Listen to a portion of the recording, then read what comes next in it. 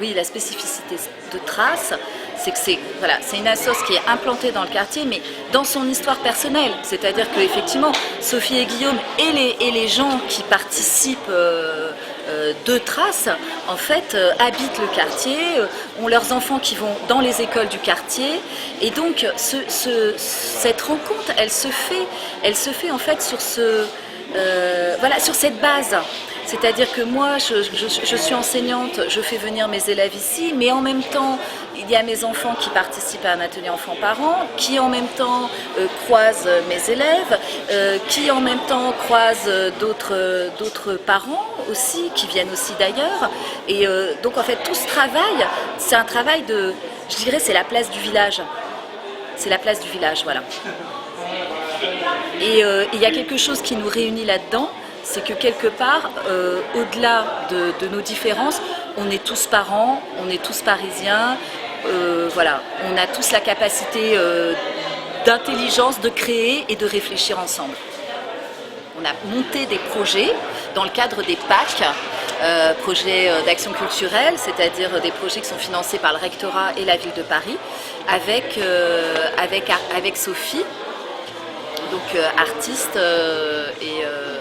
artiste de Traces. Donc ce qui s'est passé, c'est qu'on monte les projets et puis les élèves voilà, créent avec Sophie. Et ce que je trouvais d'innovant et d'intéressant, c'était contrairement aux PAC qui peuvent se faire classiquement, c'est-à-dire que les artistes ne venaient pas à l'école, c'était les élèves qui venaient à la forge, donc créer leur sculpture ou, avec Sophie, mais aussi en bénéficiant des autres artistes, enfin des productions des autres artistes qui sont en résidence dans ce lieu. Ce qui identifie Traces, c'est le militantisme. C'est-à-dire on est acteur en fait de son projet et on essaye que les gens soient acteurs du leur. Guillaume, il a installé sa roulotte à peinture et il y a des gamins qui viennent, 1, 2, 10, qui viennent avec leurs grands frères, avec leur grande sœur.